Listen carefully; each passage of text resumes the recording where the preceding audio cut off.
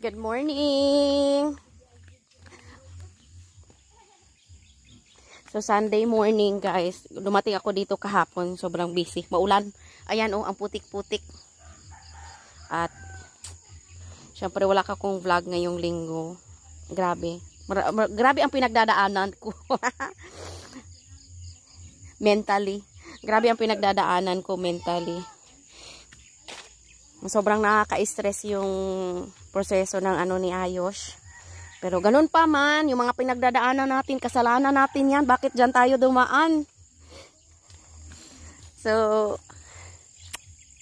back to life. This is life. This is it. Kahit ano mangyari. Ang sige trabaho ni mo, Yosh? Panguha ko on. Bantay. Nagbantay ko may. Nagbantay sa humay. Binabantayan yan, guys, kasi may mga may mga manok. Tinatanggalan kasi yan ng tubig sa gabi. Hindi pwede kasi malumos ba siya? Malulunod siya sa tubig. That's the correct term. So, eto, ayan. Hindi ko na-videohan kasi syempre ginawa to nung Tuesday hanggang Thursday. Ayan, pinabao-bao. The term is bao-bao. Parang yung hand tractor baga. Mahirap i-explain sa mga tao na mga nasa city, nga never naka-experience sa ganitong buhay. So, sa mga taga-probinsya, you know it already kung ano yung mga ginagawa. Yung ipabao-bao siya. Nagutom na ka?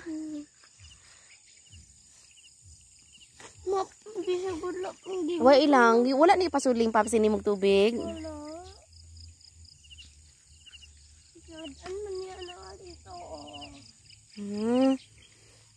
So, yan. Meron pa doon sa kabila. May konti pa kaming, doon, basakan. Nandun sa rice field. Wow. Doon sa kabila dyan. Ayan. Si Papa kasi nasugatan yung paa niya. Kaya binilhan ko ng kahapon. Ng mupirusin. Si Ayush ay natapton kag limatok.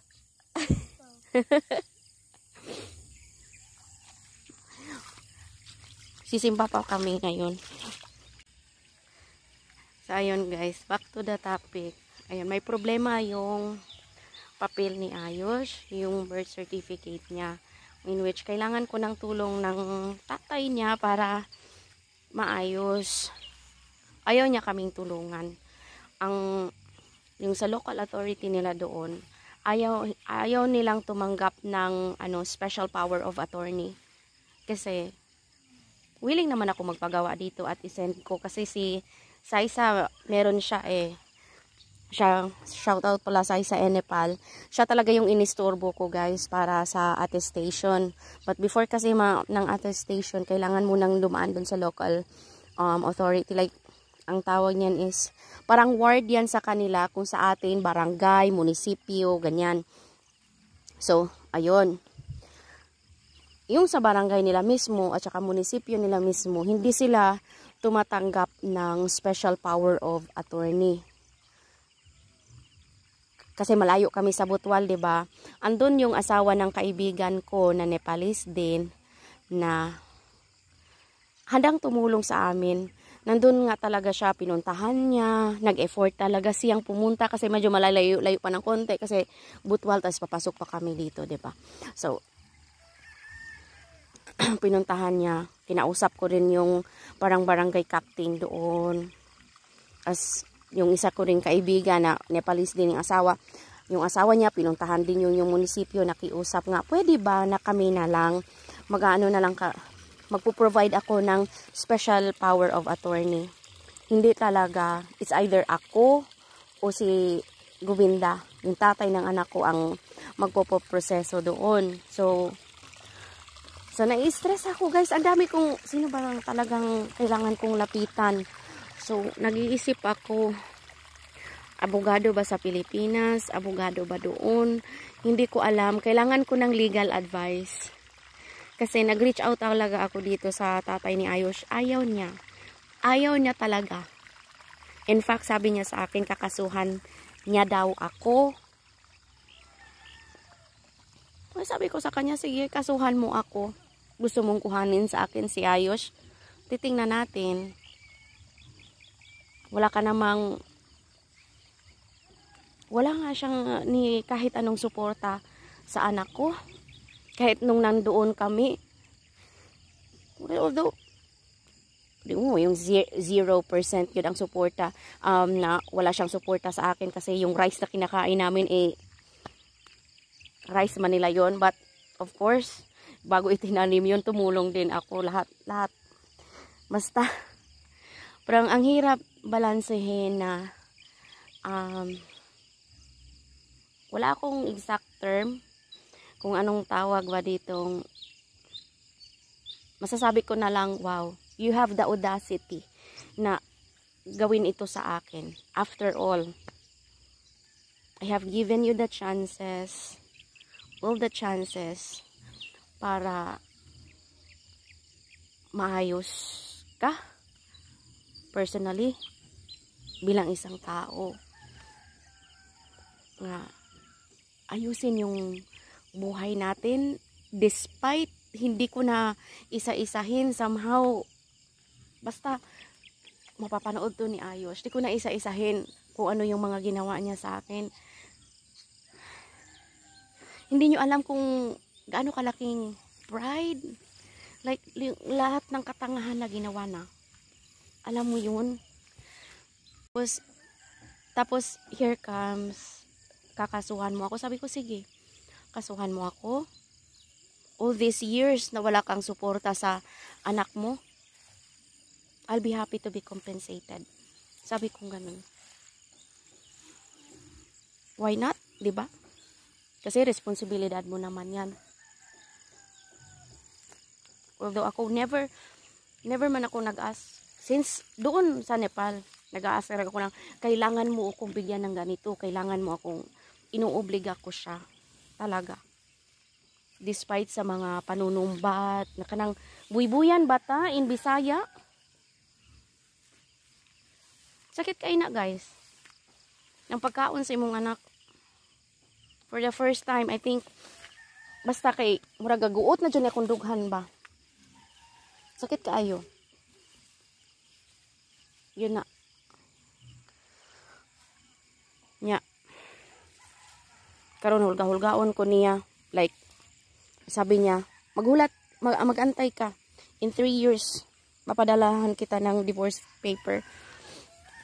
Okay lang. Anytime, I can sign it. Hindi man ako magpa-file niyan kasi bakit ako gagasto? Wala man ako balak mag-asawa ulit. And in fact, dito sa Pilipinas, hindi nga nila nire-recognize yung marriage namin kasi wala yung birth certificate niya. Yung mag-ano na ako ng dual citizenship. Single pa rin ako dito sa Pilipinas. Ang kuan ako doon is parang married ko sa ako ang dual nga, sa ako ang usa nga citizenship, sa akong Nepali citizenship. Pero dito sa Pilipinas is single pa rin ako. Even when hindi ko alam kung hindi ko na alam guys kung may naintindihan ba kayo sa kwento ko. Basta ako rin hindi ko na rin maintindihan kung ano yung dapat kong isipin.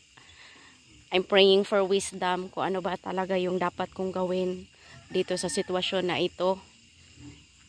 Pero buo yung loob ko na ano man to, malalagpasan namin to ni Ayos. Magkayamukat jud ta. Ilang beses ako nag-breakdown this week. Nasa point ako na, Lord,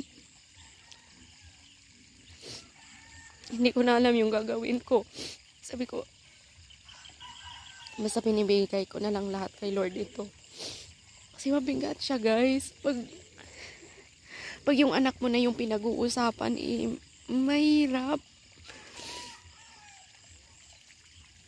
Kasi pag ako sa sarili ko, kaya ko naman lahat kakayanin ko. Hindi yung sa sarili ko lang, with God's help, by mercy, by grace. Pero mahirap.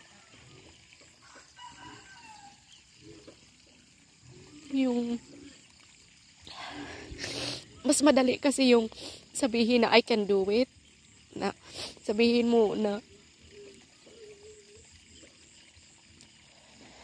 Mas madali kasi hindi ko alam kung saan ako hindi ko naman kailangang mag-explain.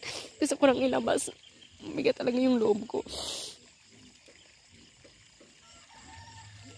Walang mapaglagyan. Yung galit ko sa tatay ni Ayush, kung proseso, kung paano. Sabi ko, Lord, at this point, naguguluhan pa ako. At this point, mas nangingibabaw yung galit ko. At hindi ako nakakapag-isip ng tama. But I know nga, malalagpasan din namin to. Mahirap lang kasi yung, alam mo yun, pag andito ka sa bahay, kailangan mong tumuyo. Kasi, alam kong makaka-apekto ako sa mga tao na nakapaligid sa akin. Lalo na si Ayush. Kanang yung maaaburido ka, I don't want him to suffer dahil I need to fix myself. Financially, emotionally, lahat na. Pero kumakapit ako na, Lord, kahit anong mangyari, just guide me. Yung wisdom mo, lahat yon. Hindi ko alam kung may naiintindihan kayo sa akin, guys. Hindi ko na rin maintindihan yung sarili ko.